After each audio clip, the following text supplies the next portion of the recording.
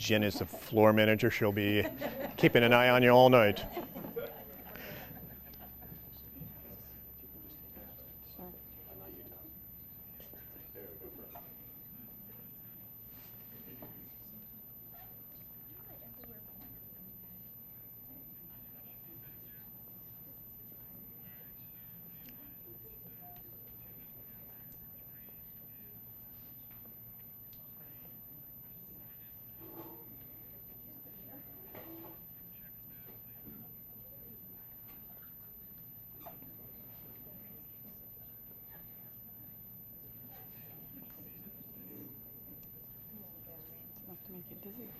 Yeah.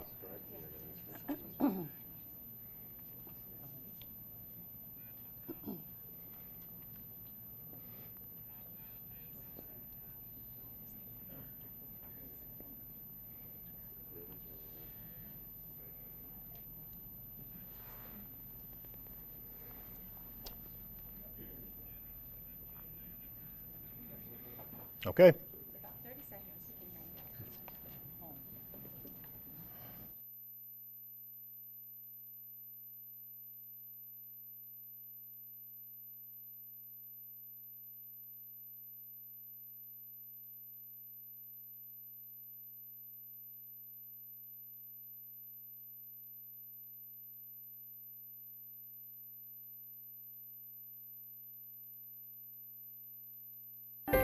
This week, the debate over education reform in New York. More rigorous academic standards and new tests that go with them have angered parents, educators, and students who say the changes are happening too quickly. In the 2 short months of this school year, I've already taken a total of 45 tests and quizzes. It's wrong, and we have to stand up and say enough is enough. I see my own children taking test after test to the point of absurdity. This week, New York State Education Commissioner John King joins us in a live studio audience for a town hall meeting on the new Common Core Learning Standards on this special hour-long edition of Mountain Lake Journal. Mountain Lake Journal on Mountain Lake PBS is made possible in part by CVPH Medical Center and the Champlain Valley Heart Center at CVPH, bringing cardiac care closer to home for all North Country residents.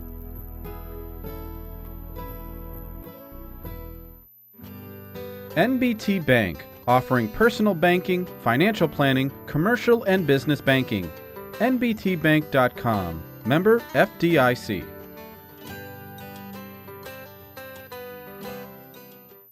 Stafford, Pillar, Murnane, Plimpton, Kelleher, and Trombley, a full-service law firm in New York State, built on a solid reputation with commitment for assisting clients throughout the region achieve their goals through client-focused legal services.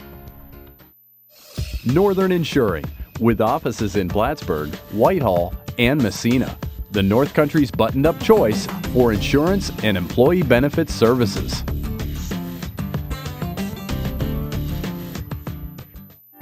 This is a special edition of Mountain Lake Journal. Here are your hosts, Alice Recor and Thom Hallock. Hello, everyone. I'm Thom Hallock, along with Alice Recor, President and CEO of Mountain Lake PBS. Welcome to this special edition of Mountain Lake Journal. We are pleased to be joined tonight by New York State's top 2 educators, State Education Commissioner John King and Board of Regents Chancellor Merrill Tisch, who are part of a panel that will take questions and comments from our studio audience. For the next hour, we'll be discussing in depth the new Common Core learning standards that are stirring a lot of debate and division among many parents and educators. We'll introduce our panel in just a moment and tell you how you can join the conversation. But first, it is my pleasure to welcome our President and CEO of Mountain Lake PBS, Alice Recor. Alice. Thanks, Tom. I really would like to thank all of you in our studio audience and all of those tuning in at home. I'd especially like to thank our panelists for being here tonight as well. As a public media station, it's our role to be the convener of many voices that are working to strengthen our community, and education is the core of the mission here at Mountain Lake PBS. It's essential to our future, and we're very proud here at Mountain Lake to be part of this discussion. Tom? Thank you very much, Alice. There is no doubt the rollout of the new Common Core standards, which has led to an increase in testing of students, has been incredibly difficult and frustrating for many parents, students, and teachers. In recent weeks, thousands have been attending forums across the state to speak out. Here with more on that is Mountain Lake PBS's Tamika Weatherspoon. Nobody could explain why. Parents, teachers, lawmakers, students, everyone is feeling the pressure. Public education is right now under attack. Common Core dialogues around New York State are becoming as much a resource about the new public education standards as a source for public outcry. The ones who are suffering the most are kids, because they're trying to bring an education reform that apparently has not been very well organized and is tied to an outrageous amount of testing. A packed audience at SUNY this past Thursday rallied against another increase in statewide standardized testing, a key source of measurement in the soon-to-be fully implemented Common Core, though the curriculum itself comes from generally welcomed ideas. I think the concept of it nobody can disagree with. A child in New York State and a child in Iowa or Alabama or Michigan or New Mexico should all be receiving the same standard of education. Conversations like this gather significant support for the idea of a common curriculum, but parents and teachers wonder if the pressure to perform is doing more harm than good. In the 2 short months of this school year, I've already taken a total of 45 tests and quizzes. The information we're being taught has no meaning to us. I feel it's adding a huge amount of stress. And not just pressure for the average student. The Common Core measures student and teacher success, teachers by evaluating their effectiveness, and children by performance. That also includes students in special education. I've seen it in the hallways of the school where they're in tears sitting inside of these rooms taking these tests. They can't do it and they know it. It's really just sort of throwing it in their face. We know you can't do this, but we're going to make you sit through it and prove it to us. It was abuse to make him sit and take those tests when everybody knew he couldn't do it. And I couldn't opt him out, and I would say to my son, refuse to do it. Put your name on the paper and refuse. And you know what he would say? I can't do that, Mom. Because he wouldn't want to disappoint his teachers. Now, the pressure is mounting on the state education department to reassure the public. Even after receiving a request to delay Common Core, they're traveling the state in a series of talks, standing to face their own public exam. Say enough is enough. For Mountain Lake Journal, I'm Tamika Weatherspoon. And after fielding complaints from parents and educators, the state education department scheduled a series of public forums, about a dozen in all, at schools and PBS stations like this one across New York, a sort of listening tour for Education Commissioner John King and Regent Chancellor Merrill Tisch. And we welcome them both here tonight. We want to say it's nice to have you here, and we wonder if maybe you would like to start with a few words, Commissioner. Sure. Thank you. Thank you very much for the opportunity to be here. Very appreciative of the opportunity to have this conversation. Thank you to the studio audience for joining us, and certainly to Mountain Lake PBS for hosting us.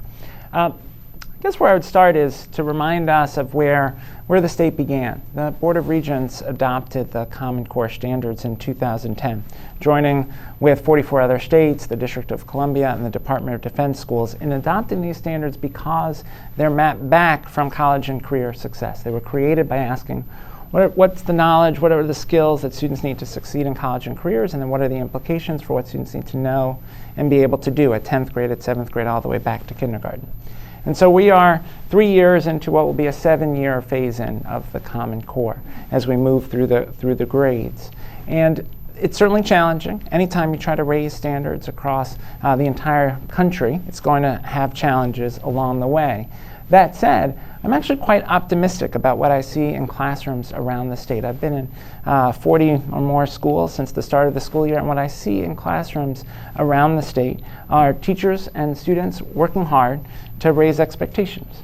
Students who are reading challenging texts, students who are writing more, students who are doing more problem solving in math.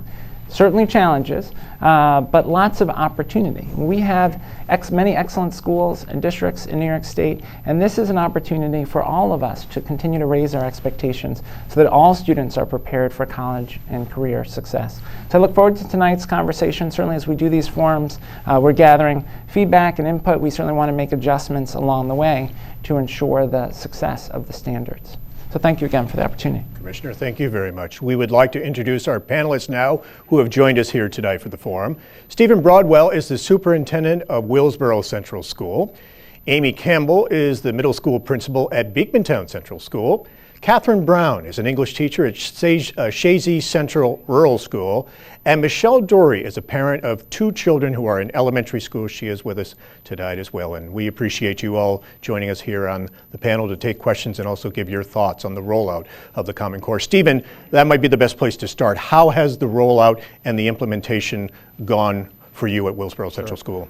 We actually started last year through professional development with the BOCES networking teams, and then our teachers continued that throughout the summer so that we could implement the modules beginning in September of this year.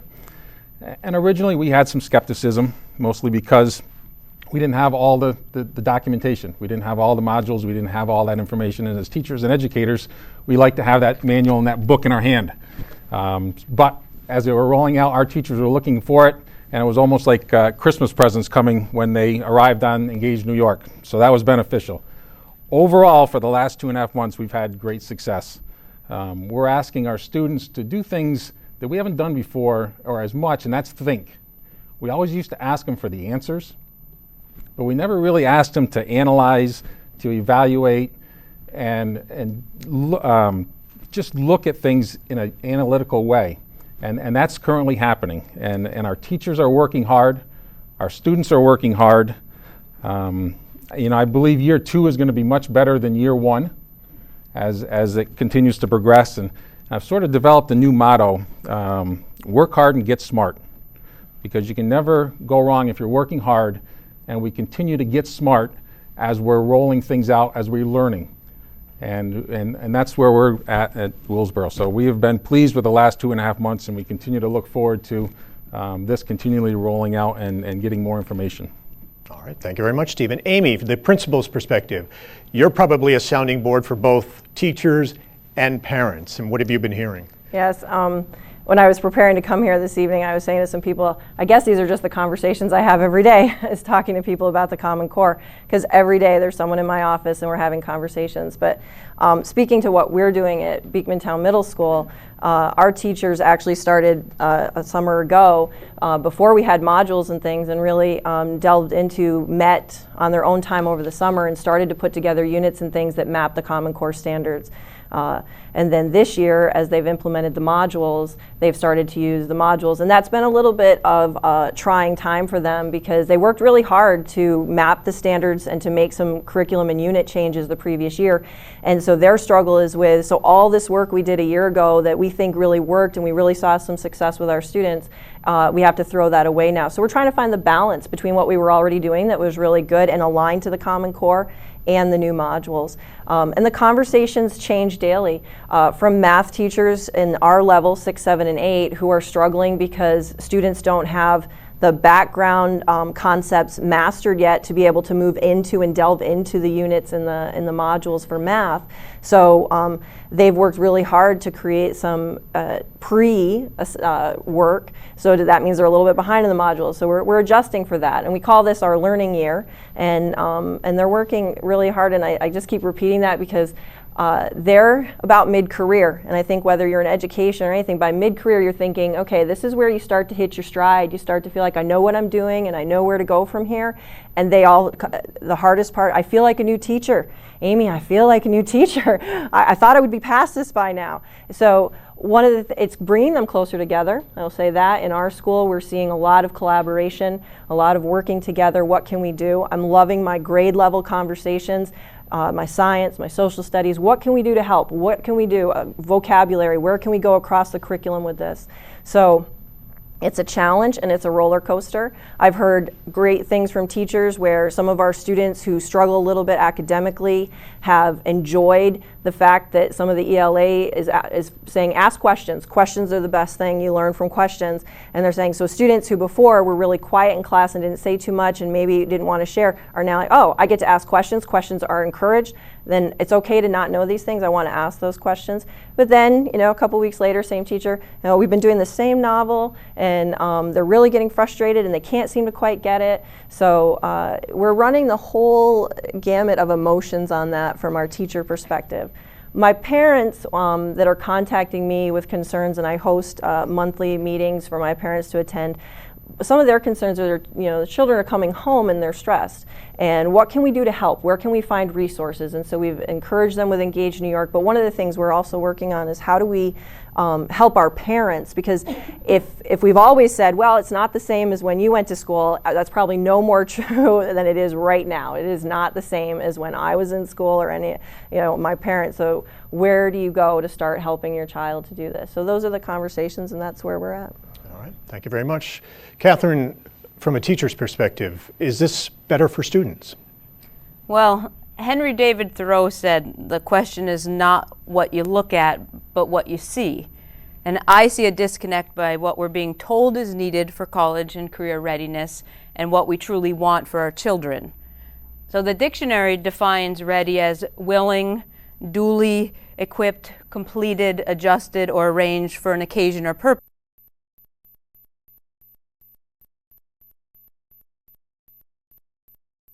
Who reads way above grade level, but last year he began to dread school. Many of the tests were developmentally inappropriate and frustrating for him, but much worse for students who struggle with reading and writing.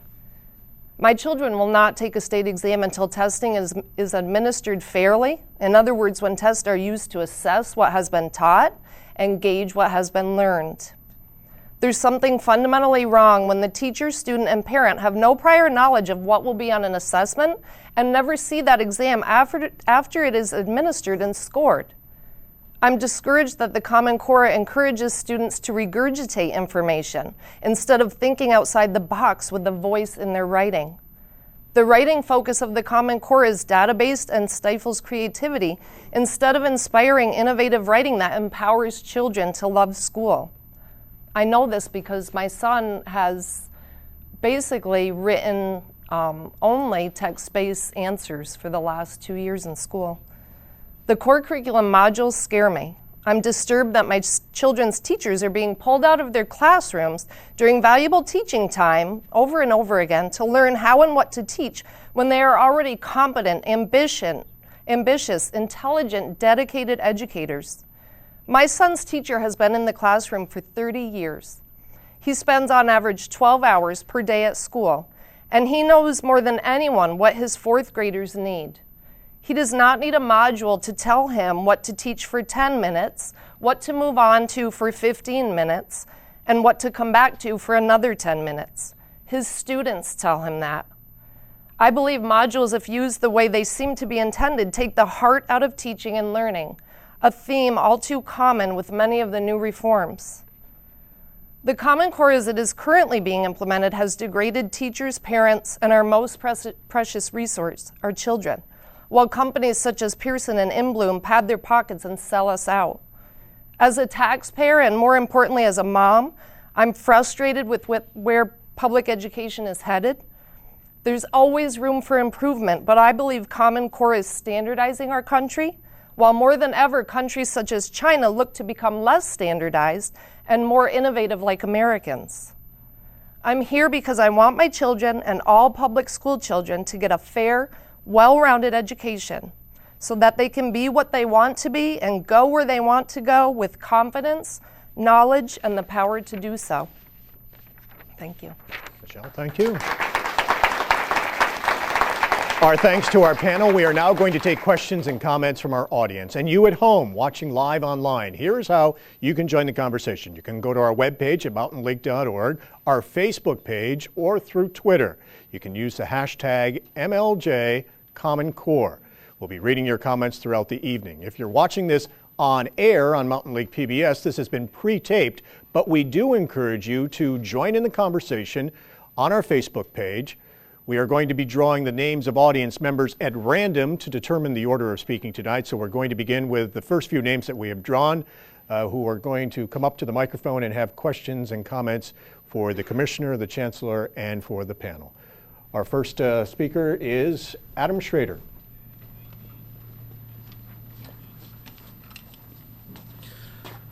First of all, and with respect to educators, then the confidential student information that school districts are being forced to upload to the online Engage New York portal, supposedly to help teachers improve instruction. We have yet to see how comparing our students' demographic information and attendance records with students in other parts of the state could help us improve instruction nearly as much as the ability to analyze our own students' performance on the tests. If the state tests have become aligned with the Common Core standards in the last 2 years of testing, why don't teachers and administrators have access to the test questions and their students' responses from the last 2 years of state tests when this information would be invaluable to improving instruction and student performance? Thank you very much. And you didn't have a specific question? Just comment. That is my question. That is Why your don't question. teachers and administrators have access to that? Okay. So I'm going to respond to that question, but first I want to make a quick comment on the panel discussion so far and make the distinction between the Common Core, which is a set of standards about what students need to know and be able to do at each grade level, and curriculum, the materials and instructional materials that are chosen. Now the state provides a set of curriculum materials as a resource, the modules as a resource, but every district has to make the decision about the curriculum materials they use, and every teacher has to make the decision about how to adapt those materials to meet the needs of his or her students. So I just want to emphasize that point because you could hear in the panel sort of some of the variation in how people are approaching the implementation of the standards. With respect to the assessments that were given this past spring 2013, were the first state assessments to reflect the Common Core. Those assessments, for those assessments, we have provided a variety of resources for teachers and administrators to analyze the assessments and the students' performance. We provided guides to how the assessments were developed, the criteria that were used to select every item that was included in the test, the criteria that were used to select every passage that was on the assessments. Every district can get from their regional information center or their local district data center item-by-item analysis for their students of how they performed. And we released 25% of the questions annotated with which answers are correct, which answers were incorrect, why students may have chosen those incorrect answers, examples of student work at every level of performance, and all of that is available on Engage New York. The challenge for us in how many items to release, and states vary. Some states release no items. Some states release an assessment every couple of years. Some states release a percentage of items, as we are. The challenge is when we release items, it means we need to field test those items. And one of the commitments that we've made is to try to reduce testing time. And so to keep field testing time to a minimum, we can only release now 25% of the items. The board just approved at our last meeting a budget request that will help us to be able to have the resources to approach the delivery of the test in a different way that will allow us to further reduce field testing, and we hope over time allow us to release more items. And that's $12 million that you're going to request from the legislature? Exactly, to help reduce testing time, help reduce field testing, and allow us in the long run to release more of the test items. Okay, thank you, Commissioner. Thank you. Thank you, Mr. Schreier. Our next speaker? Cheryl Lucier.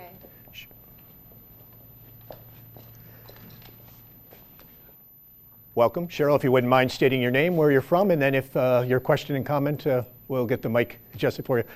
Good evening. My name is Cheryl Lucier, and I'm here tonight as a parent of two children, an 8th grader in middle school and a 4th grader who we had to pull out of school at the end of last year to homeschool due to the fact basically that he had extreme anxiety towards school after being exposed to a very narrowed curriculum, basically math and ELA, and it was at a level that was way above his developmental level, worksheets and tests all year long. So my question tonight, Commissioner King, is last year, thousands of parents, myself included, refused to let their children take the New York State tests. We know that these tests don't benefit our children in any way, considering the fact that they are made up and scored by companies who don't know our children, and that teachers aren't ever allowed to see the completed tests or the questions that their students got wrong. Not to mention the fact that by the time the scores are sent out, our children have moved on to different grades with different teachers. This year, even more parents plan to refuse the tests. My question to you is what will happen to testing when so many parents refuse the state tests that there are no longer enough students left to justify them?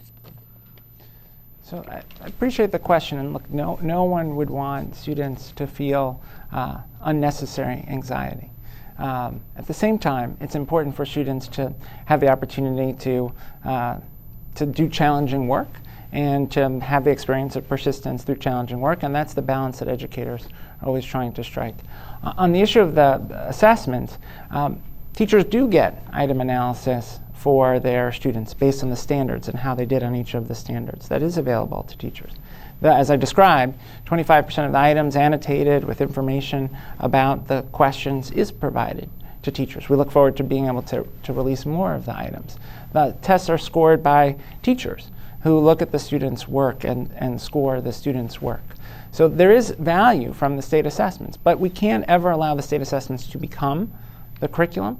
One of the reasons why many states, including New York, don't release all of the items, you don't want to narrow the curriculum to the test becoming the curriculum. And what you described about English language arts and math being the only subjects of instruction, no one would want that, certainly not the department. In fact, the Common Core emphasizes that students should be doing work in history and science, particularly in the elementary grades. The standards, the Common Core standards are not just English language arts standards, they're English language arts standards and literacy in science and social studies and the technical subjects.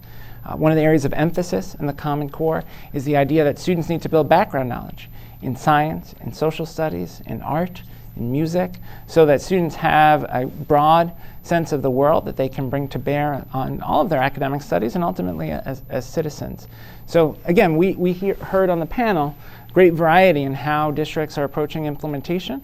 We certainly know we have work to do to support the professional development that will ensure good implementation. Thanks. Commissioner, we have heard that from a number of parents. Do parents or even school districts have the option to opt out? No. So there's no opt-out because the assessments are a part of the academic program of the school. So just as you can't opt out of biology class, you can't opt out of the state assessments. That said, the reason for participation in state assessments is because they provide useful information for decision making at the classroom level, the school level, the district level, and ultimately the state level as well. And our next questioner. Roger Columbus. Roger Columbus. There's no Roger Columbus, and we'll pull the next names. We will pull the next one. So I'm going to read 3 at a time, and people are welcome to come up as the... We'll do that next. We'll read the next 3 names, folks. Valerie Butler. Valerie Butler. Jim Howard. Jim Howard. And Danielle Jackson. And Danielle Jackson.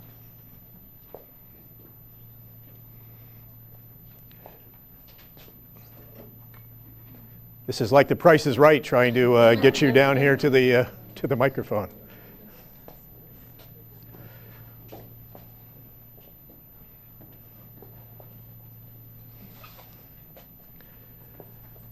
And if you wouldn't mind once again stating your name and where you're from. My name's Valerie Butler, and I'm from Port Kent, New York. I'm the product of New York State public education and the proud mother of 3 school-aged children. And I will try to hold myself together. I'm not a special interest or a noisy soccer mom, and I resent implications to the contrary. Time and again, evidence-based research shows that even the best standardized tests are poor tools for evaluating a child's learning. Your tests, Commissioner, are not the best standardized tests. They aren't even mediocre standardized tests. They're expensive tests of the poorest quality. Rather than wasting more time sharing concerns that have been voiced to you hundreds, if not thousands of times, I pose this question to you. What does it take to get action? How many times must you and the Board of Regents listen to our concerns before finally hearing them? How many thousands of parents and school children have to refuse your low-quality, time-wasting tests before you make major corrections to the quality of the tests, the time spent administering the test, and the stakes of the tests? How many more tax dollars are we going to give to private interests while ignoring the resource we already have, which is thousands of professional educators? In summary, Commissioner, I'm tired. I'm tired of being told that you and the Board of Regents are listening to my concerns, and yet I see no effective action. You've heard us. Now what are you going to do about it? Thank you.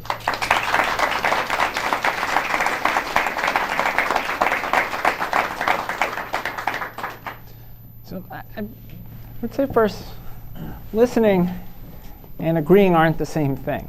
And look, we are listening to the concerns that we hear, but it doesn't mean that we are in any way retreating from our conviction that the Common Core is a path to better outcomes for students in New York and across the country. So if the question is, does listening mean that we're going to stop the Common Core? No. When we believe in the Common Core, we're committed to the work on the Common Core. We believe in the assessments that we give. Can the assessments be improved over time? Of course, all assessments can be improved over time. But we believe in the quality of the assessments. The assessments are reviewed by countless teachers and educators from across the state. Every item is reviewed multiple times by educators from across the state. We have great confidence in the assessments. And frankly, the information that we have gotten from the assessments in many ways confirms information that we see on the NAEP assessment, the National Assessment of Educational Progress, which is widely viewed as the gold standard for evaluating performance across states. And actually, the outcomes on the NAEP are very similar to the outcomes on the New York State exams and suggest that we have work to do as a state. And when you look at the NAEP assessment, those results were just announced a couple of weeks ago. Those are administered to a sample of students in every state. What you see in those results is that New York's performance has essentially been flat for a decade. We have the opportunity with the work on the Common Core to change that trajectory. What you also see in the NAEP is that Massachusetts, a state that raised its standards in much the way that we're doing in the mid-90s, is now the top performing state. And part of how they got there is they were resolute about raising standards. And at the time, in the mid-90s, people said the standards were too hard, the tests were too hard, but they were resolute about raising their standards. Teachers, parents, students worked together, and they met that challenge, and now, again, they're the top performing state.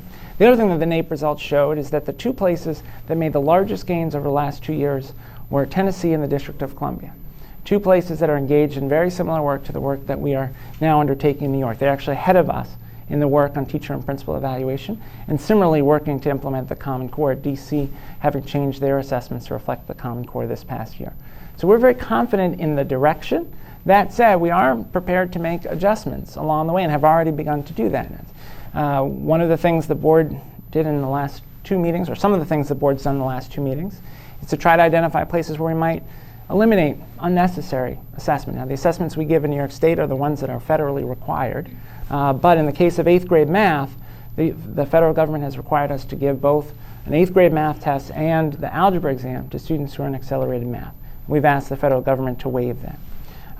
We're looking at how we might adjust assessment practices for students with disabilities. We're in the process of asking the U.S. Department of Education to allow us for some students with disabilities who have severe disabilities, severe challenges, to allow them to take assessments at their instructional level rather than their chronological age.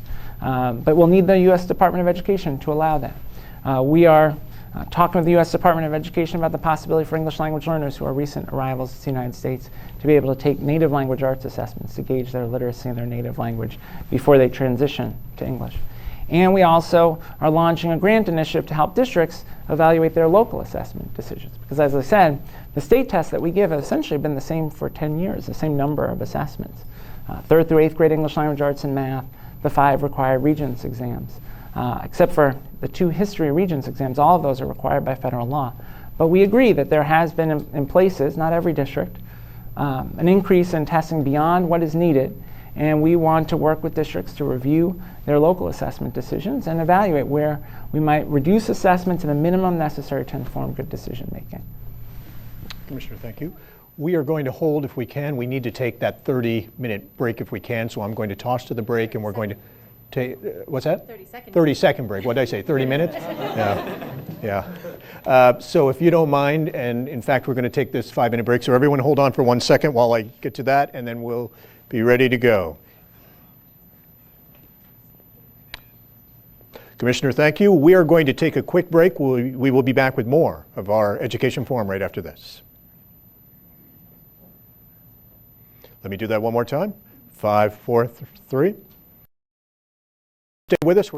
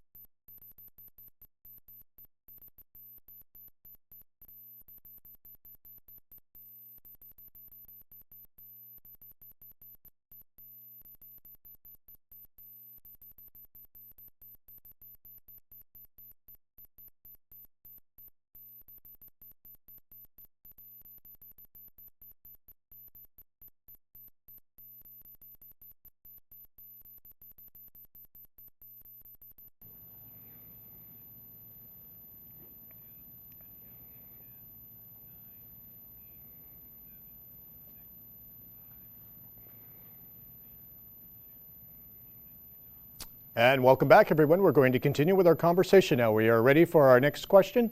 Who are you, where are you from, and what's your question or comment? Okay, thank you. My name is Jim Howard. Good evening, Commissioner and panelists.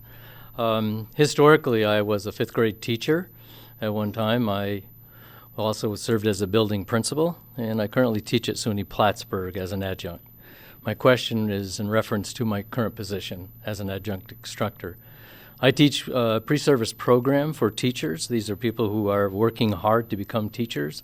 My current cohort consists of students in midway through their sophomore year. And while we embrace and are working hard with the Common Core, it is providing structure for what we do. My concern is I might predicate on the axiom that we learn best from our mistakes more than we do on our successes. My concern is that my students who are excited to be teachers, they're in classrooms, they're avidly practicing at a very nascent level for sure, but they are working. I believe by the time they reach their senior year and do their practice teaching, they'll be ready to teach. I know that. My concern is those first, second years, how can we afford them an opportunity to make mistakes in the classroom and learn from them if they're going to be evaluated under such stringent fashions? Thank you. I'm going to jump in here. I want to say that the Common Core has always been about instruction and curriculum. For years, the system has had it backwards. We had testing that drove instruction and curriculum. Now, what we would like is for instruction and curriculum to drive testing. We'd like to change that paradigm. It's really important to note that in the first year of implementation of the evaluation system of teachers across the state, not surprisingly, 91% of our teachers in this state were effective or highly effective. 1% fell in to that bottom category. I want to say that if we get this up and running, and I believe we are, because I go to school districts and I sit in on classrooms and I talk to principals and superintendents, what this will do is this will drive professional development at schools and at school districts to help teachers deliver Common Core instruction. We never said this was a gotcha game with teachers. We always said this was about appropriate professional development. And the numbers after the first year of evaluation, where we had so many of our teachers just step up to the plate, I really think showed that with such high numbers, percentages of them being effective and highly effective, that the teaching core in this state is really prepared to take on this challenge. Dr. Tisch, if I could follow, we hear from many parents and teachers that ask the question, is it possible to evaluate the teachers without tying it to the test scores? Is that something that's being explored? Is that a possibility? You know, in New York, we have a multi-dimensional evaluation system. 20% of the teacher's evaluation is based on state testing. 80 points, that means the other 20 on local assessment and the other 60 between the principal and the teacher. 80 points are done at the district level in school buildings, in school districts. We just have 20% driven by a state test index. And so, do I think it's possible to evaluate teachers without tying it to a test? I think an accountability system that is going to be effective has to have some measure of student achievement as part of an effective system. But in New York, I think we've been very modest in that. I mean, Commissioner, what would you say? I think that's right. The emphasis is on multiple measures. So as the Chancellor said, 60% is based on typically the principal's observation of the teacher over time. 20% is based on locally selected measures that are decided on by districts and their bargaining units.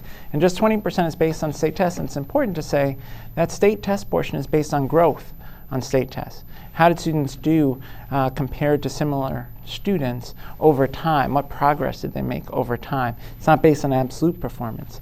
And in calculating that number, we take into consideration lots of factors like students' eligibility for free or reduced price lunch, students who are English language learners, students' disabilities. All of those are adjusted for to make sure that the system is fair for teachers. I just want to share, just Amy? for Jim's sake, that we currently have 2 student teachers from SUNY Plattsburgh in our building, and the feedback I've received from their cooperating teachers is phenomenal. They're extremely excited by how prepared they are to deliver Common Core-based lessons and to address those college and career readiness skills. And we have, I think it's 5 first level where they just come in for 4 weeks and are in the classroom. And those teachers as well are getting a great experience and are seeing the Common Core in action, but they've also come in prepared to help, especially with the collaborative grouping that needs to be done in those classrooms. So just shout out to SUNY that we're pleased with the people that we're receiving from your program. All right, thank you. Our next question. Welcome. Well, thank you. My name is Danielle Jackson, and I'm a 4th grade teacher at Oak Street Elementary. But more important, I'm a parent of 3 young children, and I'll try to hold this together. I sit at the dinner table every night with all 3 children, and they ask me, why, Mommy, why, Mommy? And I always say to them, well, maybe someday you'll get the opportunity to ask the commissioner. Well, we have been fortunate enough that tonight my daughter, Kaylee Jackson, is able to ask you her question, and you can hear from somebody that is facing this every single day. So I now turn it over to Kaylee.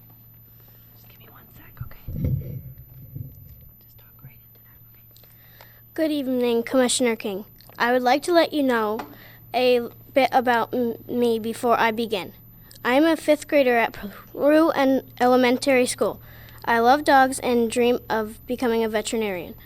I love to learn and discover new things. I perform research, written books, and devoured novels all on my own time. I am a learner.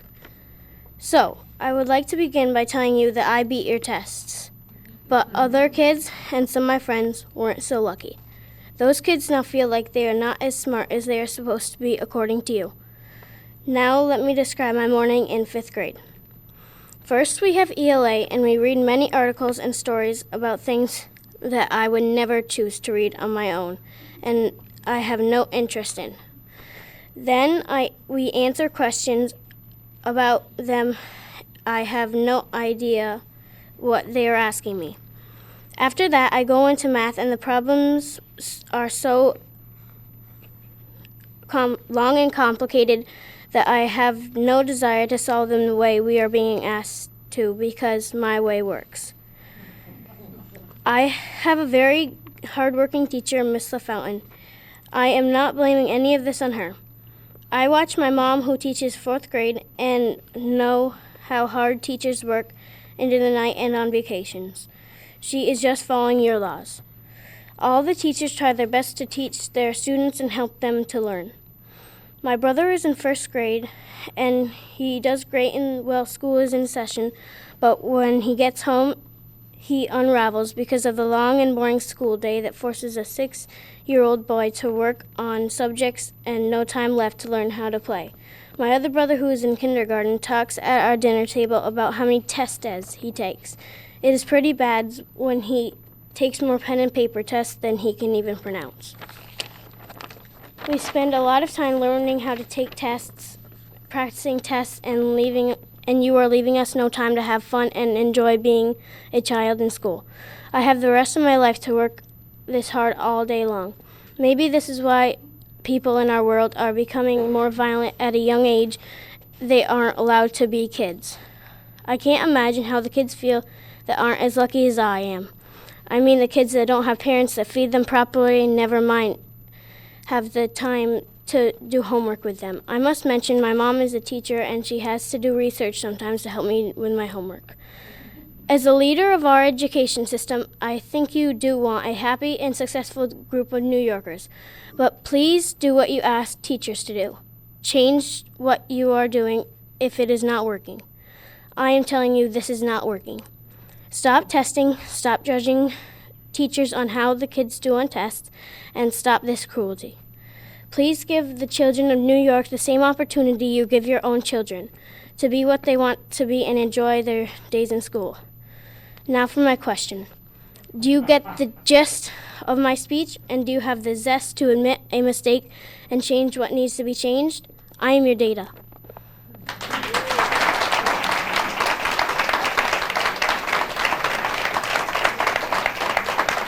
Thank you for your question.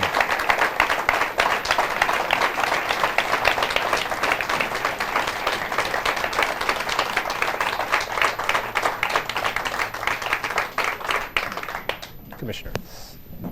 So first, Kaylee, thank you for your question, and you read that very well, and I appreciate your thoughtfulness about your experience in school. And I have a fifth grader at home as well. She sometimes has similar questions. One day I came home and my fifth grader said to me, my math homework is taking me a really long time and it's your fault. And I asked why was that, and she said it was taking her a long time to write an explanation of how she solved the problem. So similar to your concern about math, right? That now we ask a lot of explanation of how a problem was solved. And so what I told her and what I would tell you is that what we're trying to accomplish with the Common Core is to make sure that students really learn math, that they have the opportunity to see that you can get to different answers in math using different strategies, and they have the opportunity to explain how they solved it so their teacher can see their reasoning, the way they thought about the problem, and if they got it wrong, help them get it right the next time and help them improve their math skills. No one wants, and certainly the Board of Regents doesn't want, I don't want, for school not to be a place of joy. It doesn't mean all learning is fun. Sometimes learning is just hard, right? Sometimes whether you're learning an instrument or learning a sport or learning math or learning history or science, sometimes it is going to be hard. It's not always going to be fun, but learning should be joyful and school should be joyful. So I worry a lot about the things that you described. No one wants for testing to take away time from teaching and learning. Now we have tests that we give at this as a state. Those happen once a year in the spring. You know, you took it. The rest of the tests are decided on by the school, sometimes by individual teacher, sometimes by the district. And our job is to help teachers and districts make good decisions about how much time they spend on those tests so they can see how students are learning and how much time they spend on teaching. A lot of what you described worries me. I don't want schools to lose the joy even as we try to make sure that students learn as much as possible. And we've got to figure out ways to make sure that schools are helping students who are struggling and helping them to learn the math, learn the reading. You said sometimes the things you read aren't things that you're interested in. That's okay. Sometimes you're going to read things that are really interesting and really exciting and really engaging and exactly what you would want to pick. And sometimes you have to read things that are going to be helpful to you even if you're not that excited about reading them. And we've got to do a better job as a state at helping your teachers support all the kids in your class so that they can do well with the things that they're reading. So I appreciate your question. Certainly the Chancellor and I will think a lot about what you said, so I thank you for sharing that. I think she's going to be a veterinarian by the time she's 18. Commissioner, let me ask you if I could at this point. We know you and the Chancellor are firmly behind the Common Core standards. We are hearing from many parents, though, that ask the question, should there at least maybe be a timeout, a delay, allow students and teachers time to adjust? Is that a possibility that the state could be considering? Well, it's important to remember that the board, adopted the standards in 2010. So we're only partially through what is a phase-in of the Common Core. Last year, students in 3rd through 8th grade took the assessments that reflected the Common Core. This year, for the first time, typically 9th graders take the algebra exam. They'll take an algebra exam that reflects the Common Core, although they have the choice to take the exam based on the old standards and use the higher score. The following year, students will, for the first time, take the geometry exam that will reflect the Common Core when they're in 10th grade. And so the first students who are required to pass Common Core Regents exams will graduate in 2017. So that's a 7-year process. People are teaching Common Core algebra today in 9th grade classrooms, so those assessments will reflect the Common Core at the end of this year. So it is a very step-by-step phase-in. That said, what's clear as we listen at these forums is there are places where we can adjust around assessments, adjust around professional development, and there are challenges. I mean, I think everyone on the panel described the challenges, that the work of the change process is hard, but we're going to keep identifying ways to provide additional support. One of the things we'll do is to work, we hope, with the governor and legislature to try to direct more resources to professional development. As a state, we've invested a lot over the last 3 years in professional development, but there's always a need for more. And we want to be able to ensure that districts have the resources they need to provide good professional development. Thank you. Let's find out what people are saying online now. Our interactive producer, Josh Clement, is here, also our Director of Communications, Jen Kowalczyk, and they have been monitoring what people are saying online through social media as well tonight. So, Josh, what are we hearing? Yes, Tom, this question's for the forum. It comes in our website, mountainlake.org. It's from Brian, and Brian says, testing has little value if teachers are not able to use the information to improve instruction and to gear lessons to the needs of individual students. How will you ensure that data collected will be accessible to teachers and administrators? So again, I want to emphasize that for the state tests, the regional information centers or the data centers and districts can provide information on how students did on every standard that was assessed on the test. We provide 25% of the questions, analysis of what the correct answers were, what the incorrect answers were. We also provide examples of student work at every level of performance. So there is a lot of information from the assessments to inform instruction. And as I mentioned, we have this budget request that we hope will allow us to reduce field testing and over time release more items. But again, we don't want the state test to be the curriculum. The work on the Common Core is about the standards, and the standards should define the curriculum. Our next question or comment? Yes, we also took this opportunity to put a poll on our website, and it's something we haven't touched on yet. The question we asked was, did New York State rush to implement the Common Core standards? And at this point, we've had quite a few responses. It's 88% yes, 13% no. So it's kind of something we haven't touched on, and I know it's sort of looking backwards, but are there any thoughts about that? We've had quite a few comments in regards to that. Look, the challenge for New York and for every state that's doing the work on the Common Core is you want to make sure that students are as prepared as possible. And students are in 3rd grade this year, they're in 7th grade this year, they're in 11th grade this year. And you want to make sure they have access to the richest possible curriculum this year and the richest possible standards this year. You've got to balance that with the pace of implementation. Last year in New York, in our community colleges around the state, and this is true in this region as well, we had a majority of students in our community colleges required to take remedial classes, required to take high school classes for which they and their families paid college prices. For every additional remedial class you're required to take, the less likely you are to graduate from college. Many of our community colleges in the state have a 6-year graduation rate in the 20s. And so we know that for students, they're accountable for the reading skills, the math skills that are required by the Common Core today when they get to college or when they get to the workplace. I talk to employers all across the state, as does Chancellor Tisch or Regent Dawson. And what we hear from employers, similar to what we hear from college faculty, too many students who are not prepared. Now again, we have great districts and schools that are doing a great job, but we unfortunately have work to do as a state to make sure all students are prepared. And so there's a tremendous urgency to ensure that students are prepared. Every year we don't have students prepared with the Common Core is another year of students who are underprepared for college and the workforce. So we chose a 7-year timeline for phase-in that was trying to balance the urgency for students with the pace of implementation. There are some who argue, well, you should start with kindergartners and you should have a 13-year phase-in, but that's 13 more years of students who are not prepared with the skills that the Common Core requires. That's the challenge. That's the balance that all states that are doing the Common Core work are trying to strike. I agree that we don't have time to wait, but we also have to get it right in the time that we're doing it. And though you have said it is a 7-year phase-in, our current 9th graders will only be able to take the Common Core Regents exams in order to get a high school diploma. And yet in 9th grade English, for example, there is only one of the modules available. I believe the second one came out either yesterday or today. And so our 9th grade teachers who have to get those students ready to take that test for 11th grade and then in 10th grade and 11th grade, we don't even know what the whole entire year looks like now that are going to have to take that test, and they have no safety net.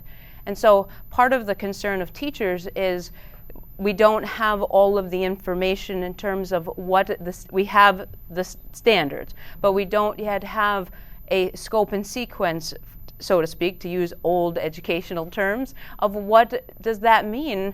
And part of the problem is that the standards that are tested and the standards that are expected aren't the same. Only some of the standards are tested. And I understand you have to pick and choose those things, but we don't even yet know for the students who are taking the test what they have to know in order to be able to take the assessment. And though I appreciate New York State thinking double testing we have to eliminate, but this year's 8th grade, if we are lucky enough that they don't take the math test and the 9th grade regents, will still take the Common Core regents. So they are still going to take an extra test this year. And so there's a concern with that. And just to comment from a teacher perspective of what you said was available to us to help inform our instruction, we do get a list of how many students met what standards. But the standards that are on that data that we have achieved are so general and vague, it doesn't help inform my instruction. It tells me that my students had difficulty with author's craft, for example. But author's craft is a gigantic topic in ELA. Was it diction? Was it mood? Was it figurative language? And so we need more specifics with that data that we are being provided. Whether or not that's all of the questions or not, we still have to have an understanding. If my students got the mood question wrong, did they get the mood question wrong because they didn't understand the passage and therefore didn't understand the mood? Or were the vocabulary terms that were given as options for what the mood was it that? And those are two very different teaching skills and helping students do that. And so I believe as a teacher that we need different resources than we currently have to not only teach what we're expected to teach and therefore assess, but also how to inform that instruction.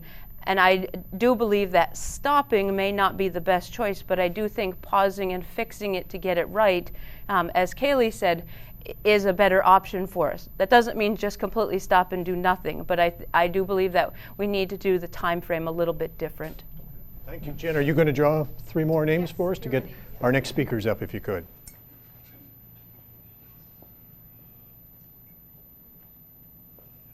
Tim Butler. All right. PK, do you need to do something in the control room to rectify your? Okay, go ahead and do that while we get the next 3 people to come up, okay?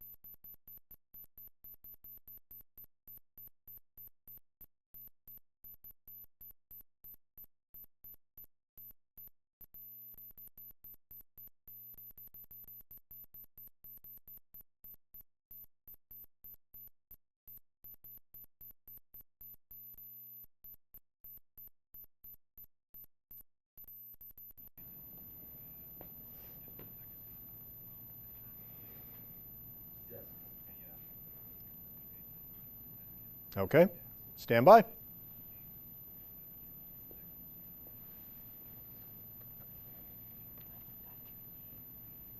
And let's continue with our next question. Welcome. Hi, my name is Tim Butler, and I'm a 5th grade teacher and a parent of 3 school-age children. I'd like to start with saying that I am a fan of the Common Core standards.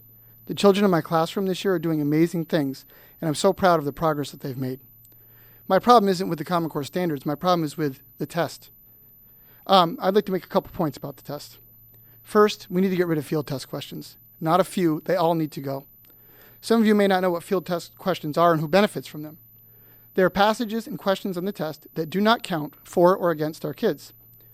Pearson gets to try out these passages and questions on New York State students and gets to reuse these questions on state tests all over the United States. For instance, they will put the same passage and questions on the 4th, 5th, and 6th grade tests to see which grade level they will use them on in future tests. I don't even know if I'm supposed to know that, but I do. Our kids spend their very limited time during the test reading passages and answering questions that do not even count. And this prevents them from answering the questions solely for the benefit of Pearson. The other thing I want to talk about today is close reading. It is a great reading strategy to help students break down difficult texts and to understand them. The problem is in the test, Commissioner, if the students take the time to do the close reading strategies that we teach them, they do not finish the test. Last year, I had over 1/3 of my students not finish the state exam. Now, these weren't kids that were fooling around or putting their heads down their desks.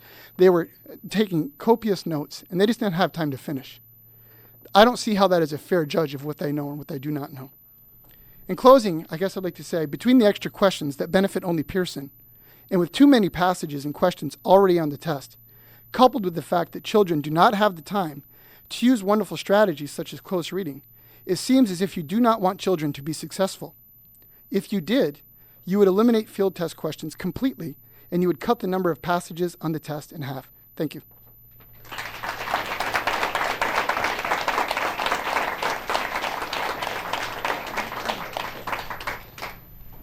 Thanks for the question. So on field testing, all large-scale assessments include field testing of items. Actually, you have to field test items for them to appear on a large-scale assessment by the standards of assessment design. What's unique about New York is we are the only state that I know of that prints our own tests. We print only 4 forms of the test, which means that compared to other states that print typically 20 forms, 25 forms, we can field test only a very small number of items as embedded field test items.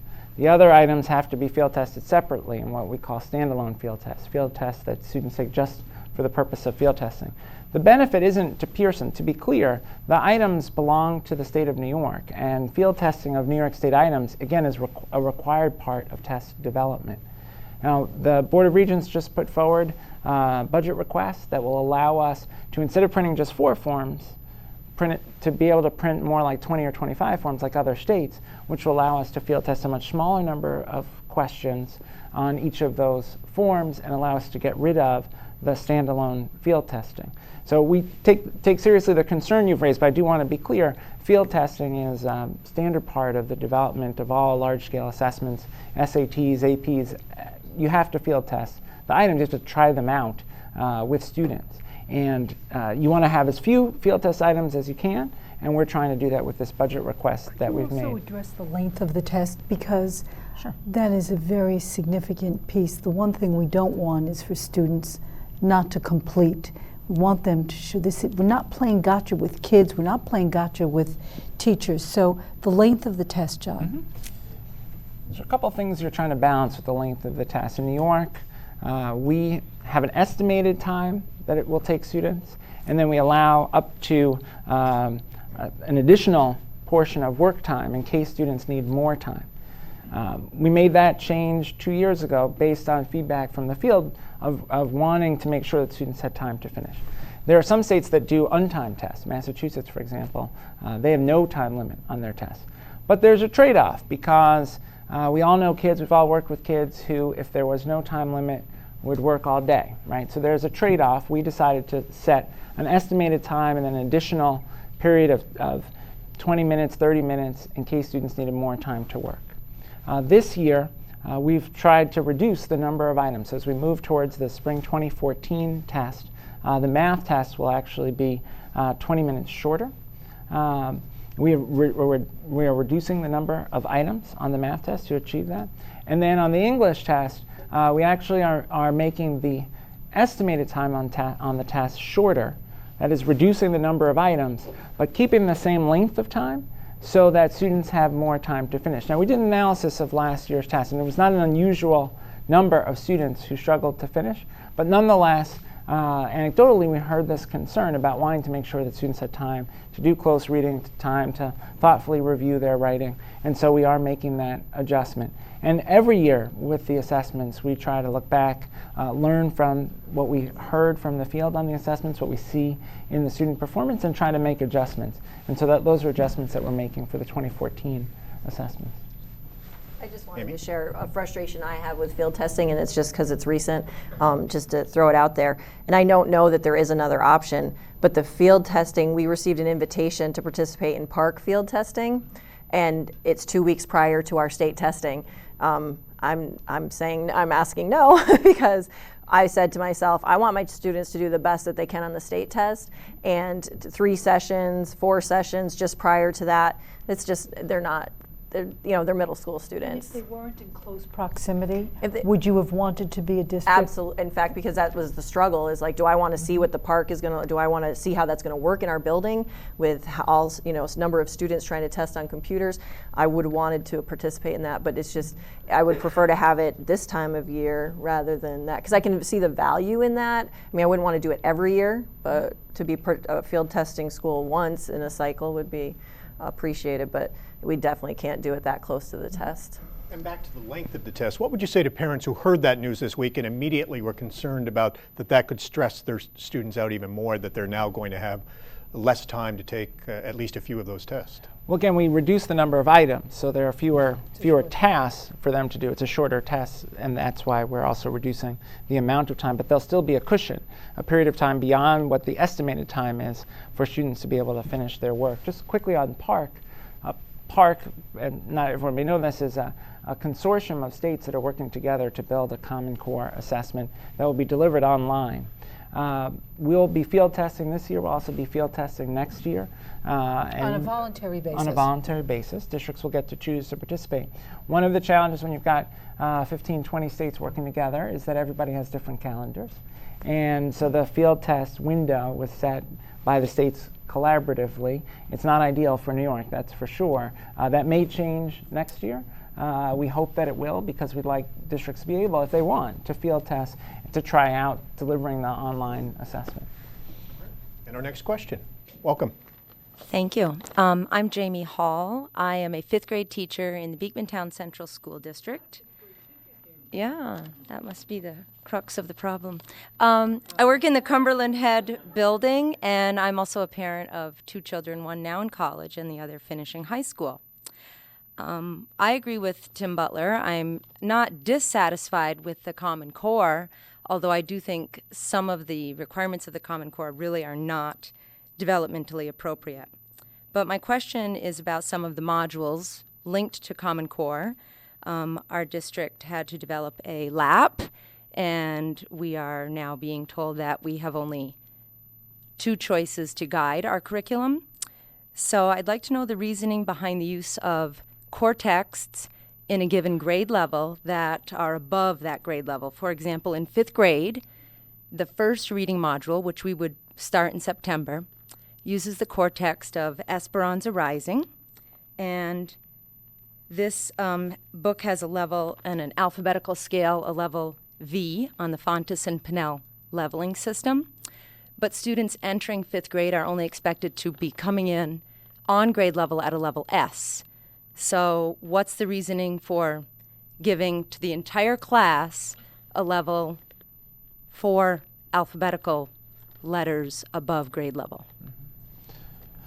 Well, a lot depends on where the students are. So one of the reasons why the modules are a optional supplementary resource is that every district has to decide based on their students what makes sense for their students. Now, I've been in a lot of classrooms teaching Esperanza Rising and been a part of a number of great conversations with students about that text. I can think of a conversation I was in Western New York last year with a group of 5th graders who were reading Esperanza Rising, where they were looking for evidence of the themes in the Universal Declaration of Human Rights in Esperanza Rising. One of the students, I asked the students, how is reading this book and working on this module different from reading instruction last year? And one of the students said, well, last year we would just read a book and we'd write a book report at the end, but this year we have to use evidence to explain our analysis of the book, which was perfect. And the second kid said, yeah, and in order to do that, you have to read it really carefully, you have to read it really closely. And then the third student said, yeah, and the books are better that way, right? Which is exactly right? We want to savor the words that the author chose, the language that the author chose. That's part of the beauty of reading.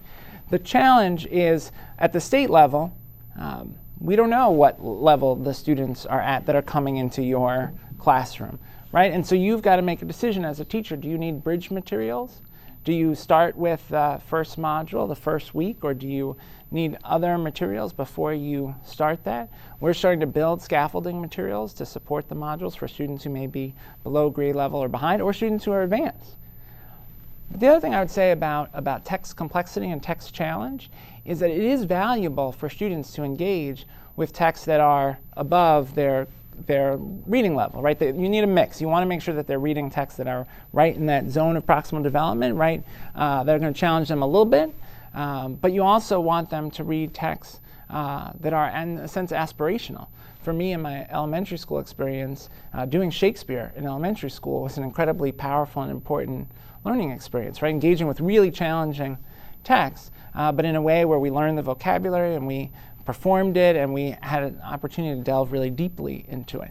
So you want that mix, but you know your students best, you know your classroom best, and the modules are not supposed to be a script or something that has to be done every day in a particular way.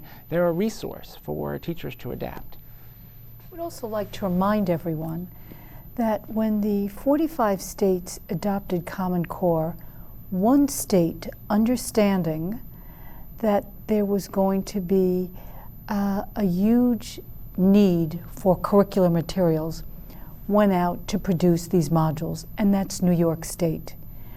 The other states that adopted that did not provide any opportunity for districts to have a state-supplied curriculum around Common Core. And I think it's really important for everyone to understand that. And I think that districts that I visit and that I see, some use the modules like exacting. Many of them use the modules to inform and supplement what they're doing.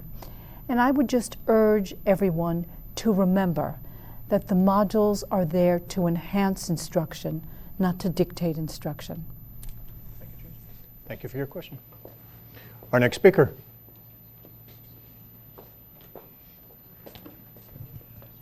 Hello, my name is Rob Lebo. I am actually, I'm from Malone, New York, and I'm a pre-service student teacher. So I'm actually trying to claw my way through the teaching process. Thanks, Pearson. My question, because I'm interning with second grade, so I really am, and like most of us, we are speaking for the students and the children because they are the ones that matter. So my questions are very student-oriented. First, what does college and career readiness actually mean? And how does Common Core get us there? My second question is, how exactly does it help our at-risk students and our impoverished students? And third, if you want to create lifelong learners, you need to stop creating an environment where they hate school, because it's only going to get worse. It really is.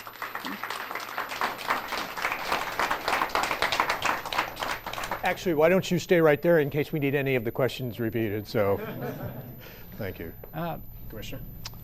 So let me start with the ways in which the Common Core is beneficial to those students who face the greatest challenges. One of the areas of emphasis in the Common Core, and you said you're doing second grade, right? One of the areas of emphasis in the Common Core in the early grades is the development of students' academic language, building their vocabulary, and building their background knowledge.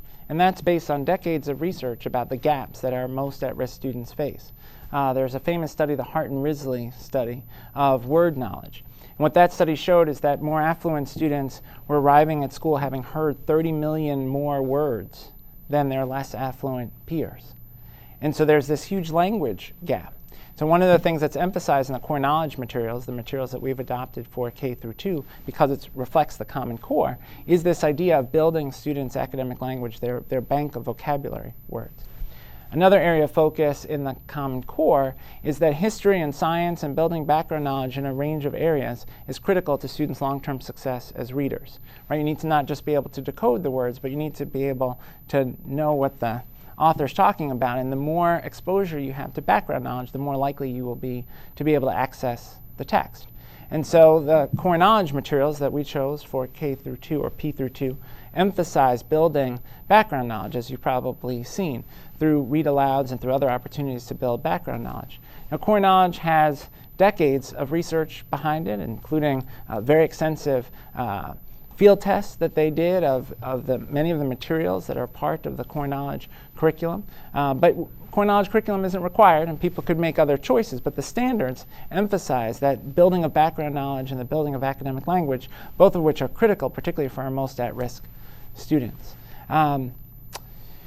You asked about the creating a joyful learning environment. Chancellor and I were in Mineola, Long Island last week with kids and teachers who are having a fantastic time with the work that they're doing on the Common Core. We were in English language arts classrooms where students were telling us about how much they love the text, including, I remember where the person is, including Esperanza Rising, which one of the kids told us was his favorite book.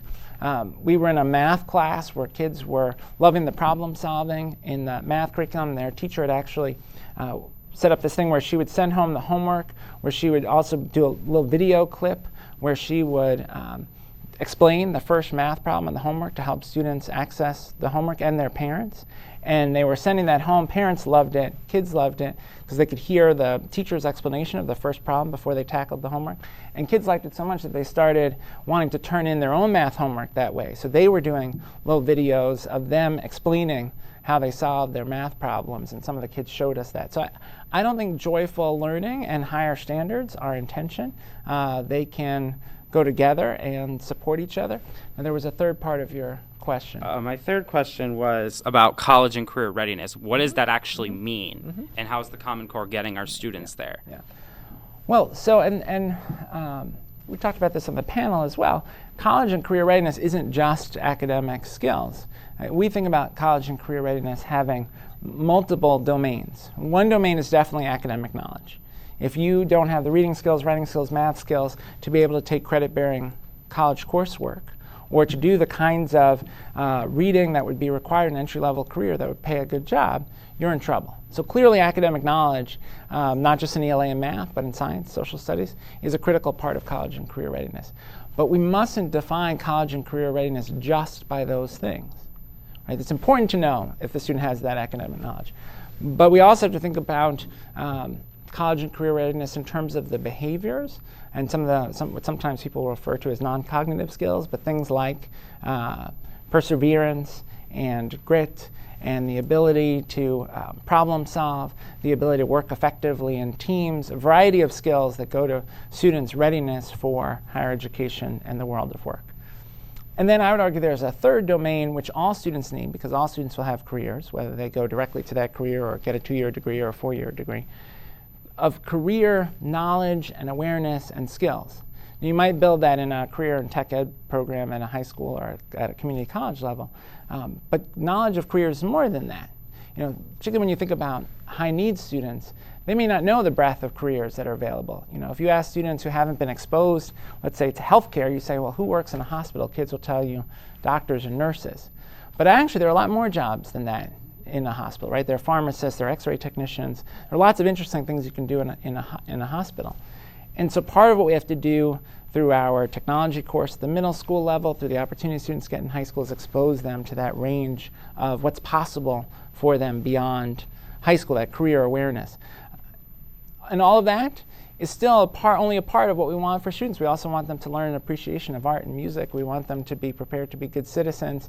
So college and career readiness is very broad, but we know certainly academic skills are a necessary but not sufficient condition for college and career readiness.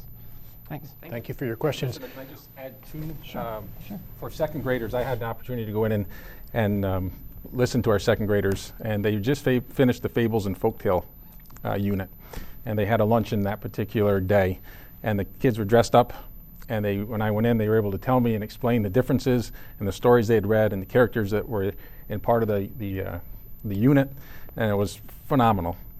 And then a few weeks later, they were studying about China, and we had an opportunity to actually Skype with someone that did a study abroad in China in our conference room, and the students had thought out questions ahead of time and were able to ask this particular person the questions that they wanted to know specific to what they had learned. And they were both tremendous learning opportunities for our students in second grade based on the curriculum. That's fantastic. Thanks. Thank you. We've had the panel up under the lights, the hot lights, for about 80 minutes. So I think, Jen, what we're going to ask is that you maybe choose one or two more questions. Yep. Then we'll read a couple of comments from online, and then we'll wrap up with the last couple of questions for the evening for the panel. One last or two? You folks up for two more questions? Is that? Yep. Let's do two more. And Aaron McGill and Charlie Thomas. Aaron McGill? Nope. No. And? No Charlie Thomas. Okay, Charlie Thomas, and maybe one more after Charlie. Derek Hopkins. That's me, but I don't have You're any good? problems. Okay. I'm good. Okay. Try One more. And we'll get with you in just a moment. And Josh, if you're ready, we'll come to you in just a second. Jennifer Christensen. Okay, good. Yes, we're going to go to Josh now and get a couple of comments, and then we'll go to the last two questions. So at this point, let's go to Josh Clement and hear a little more some of the comments we're hearing online. Yeah, Tom, we're hearing from a number of parents that are echoing the comments here about the length and subject matter of the tests, and a question from an online viewer as well. They say, you got to take the high stakes out of this assessment. Good, solid, in-class formative assessment can inform the teacher. Common Core assessments should inform curriculum improvement and not teacher improvement. How are you going to take the pressure off administrators and teachers? Well, it's really important to say we don't evaluate teachers based on test scores alone. As the Chancellor described, the growth on state assessments is 20% of the evaluation. And last year, the first year of Common Core assessments, 91% of teachers in the state were rated effective or highly effective. So yes, we're looking at whether or not students grew, how they perform relative to other students on the state test as part of the evaluation system, but that's not defining the evaluation system. Our position has always been that the growth on state tests should be one among multiple measures for teacher evaluation, for principal evaluation, and for making decisions about students, whether you're making a promotion decision or a course placement decision. Yes, you should look at the students' assessment results, but you should look at other things like their grades and their participation in class, their recommendations of faculty members, etc. And we're ready for our next question from the audience. Welcome. Thank you. Good evening. My name is Charlie Thomas, and I am the principal of the St. Regis Mohawk School, an elementary school located on the St. Regis Mohawk Reservation of Akwesasne. Our district adopted both the ELA and the math modules. The quality of the ELA and the math modules are shockingly poor, with spelling, grammatical, and conceptual errors. In addition to these errors, the modules are culturally insensitive, with Native Americans depicted in stereotypical ways. As an educator and a parent, I am extremely disappointed that this curriculum is being distributed by the New York State Education Department. What are the plans for overhauling the modules to be developmentally appropriate for students, and the justification of tying these underdeveloped modules to high-stake testing, which are directly tied to teacher and administrator performance? So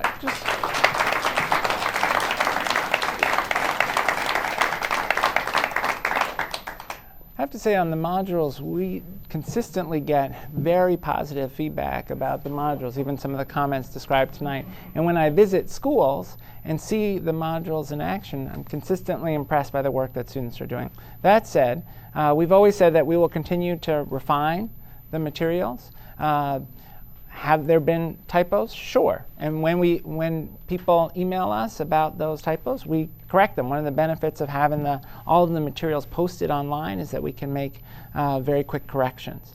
That said, we're going to continue to refine and revise the modules. Many districts are sharing through their BOCES or through other strategies materials that they've developed as scaffolding or supports around the materials. When folks have concerns about themes that are in the modules, we hear those out. We've made some adjustments in places. We continue to get feedback on the sequence of learning. Even we have network team institutes throughout the year where professional development leaders and teachers and principals from around the state gather. We just had 1,000 folks in Albany last week for several days of training. The authors of the modules were there gathering feedback. The authors of the modules include many New York State educators who are working with the materials in their own classrooms. And so sure, we'll continue to refine them. They are an optional supplementary resource. Any curriculum, whether it's one that is the materials developed by the state or materials that are developed locally or materials that are purchased, will need refinement and adaptation to meet the needs of students. Certainly the materials we're producing are no exception. And with all due respect, I would have to say that my child's in 2nd grade and she brings home homework every night, math homework, that I do sit down and I work with her. And there is at least an error in at least 2 to 3 of them per week. That's really unacceptable. I mean, as educators, and we're sitting here talking about Common Core standards and about being college and career ready, and the curriculum that we're being given by New York State is not even up to that standard. And as an educator and as a parent, I just don't find that acceptable.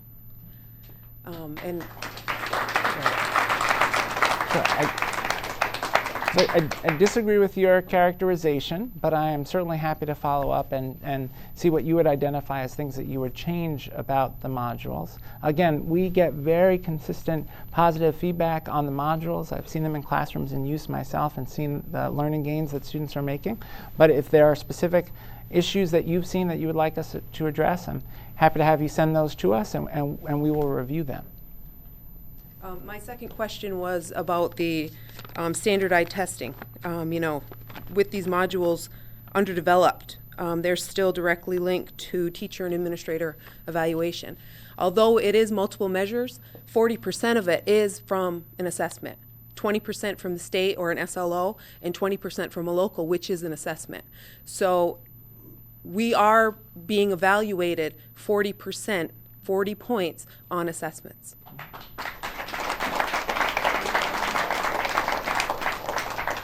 Well, again, as the Chancellor explained, the 20% that is local is something that's determined at the local level by districts and their bargaining units deciding together what assessments they want to use. To be clear, the state assessments are not tied to the modules. The modules are a curriculum resource. The assessments are designed not based on the modules, but based on the standards. So districts have to choose whether or not to use the modules, whether they think that they're a useful resource, whether they want to adapt them. But the modules don't define the assessments. The assessments reflect the standards. Curriculum decisions, professional development decisions are and have always been local decisions. And I would say that as an administrator, I have attended several trainings from the state and from our local BOCES. And the information that we're receiving is it's not consistent, because we were actually told that the modules, if we were to implement the modules, they would directly affect the New York State exams and help our students be more successful. Now I'm hearing that it's just a supplement. So I guess the information that we're receiving isn't quite as clear as it should be. Again, the modules are a resource. The Common Core is a set of standards. The assessments reflect the standards. So yes, the curriculum materials were developed based on the standards. And we believe in the materials. If you go on our Engage New York, there's a blog, Engage Voices, where people describe the successes they're having with the modules. There's a series of videos, classrooms from around the state, of teachers using the modules to great success with their students. That said, the curriculum materials that we're providing are just one option. The assessments are based on the standards, and districts can choose whatever curriculum they believe will help their students prepare to meet the standards. Thank you.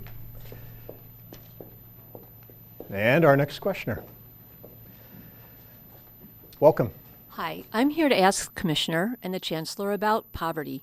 Here in Clinton County, we have many families who do not have access to computers in the home. So, Commissioner, you're painting a very beautiful picture of what some classrooms look like, where children can probably enjoy school because they have parents who can support them at home. Well, I've been a special educator for 27 years in this county, and believe me, it is not all as pretty as you portray. There are students who go home at night who do not want to do homework because their homes are not places where they can think and be creative and have resources to do these projects. They can't flip a class because they don't have a computer in the home. They must use school time. And here's the rub. Right now, the Common Core is fully soaring through New York State at a time when our schools have very limited funds.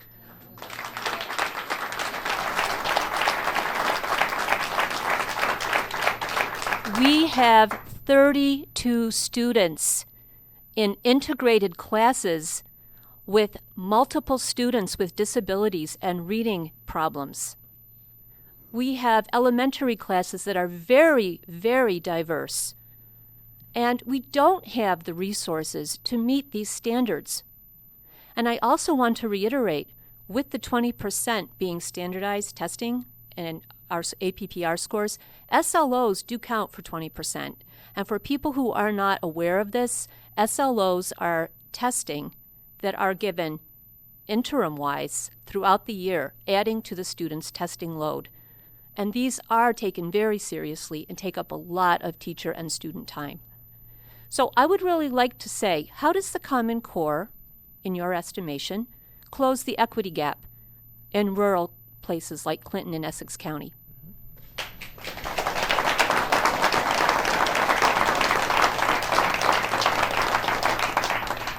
Let me make one point on SLOs. So SLOs don't have to involve new assessments. Districts decide what the student learning objectives will be. The student learning objectives essentially ask, what's the goal for this course and how will we know if students are achieving it?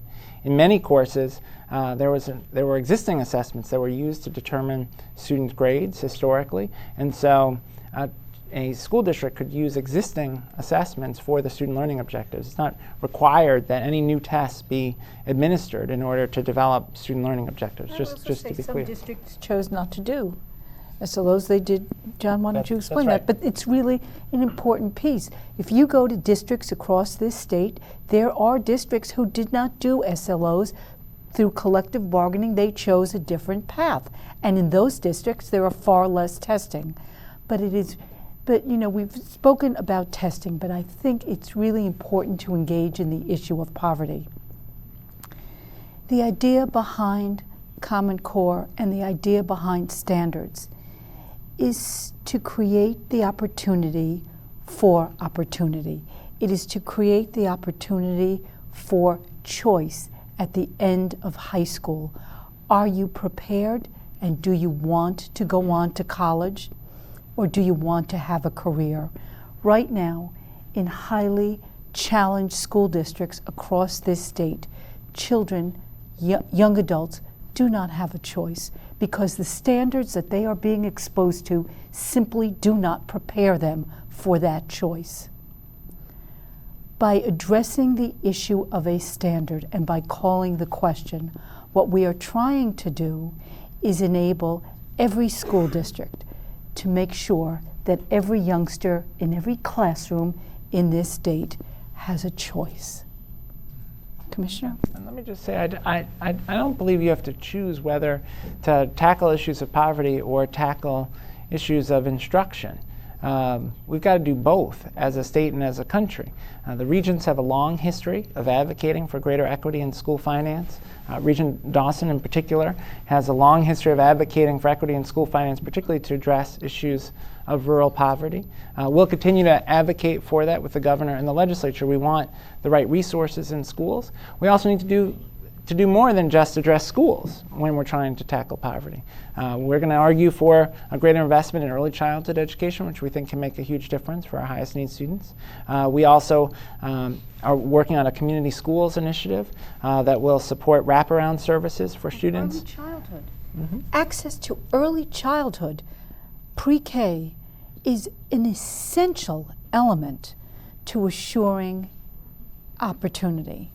And the fact that in the year 2013, New York State is still debating pre-K, half-day pre-K or full-day pre-K, when we know, when everyone knows that pre-K really is just a necessity if you want to get these kids up and running on the right track. I'm a first grade teacher, and I had students come to me at all different levels, and there was always a difference between youngsters who had quality early childhood, and those who came to kindergarten and first grade without it.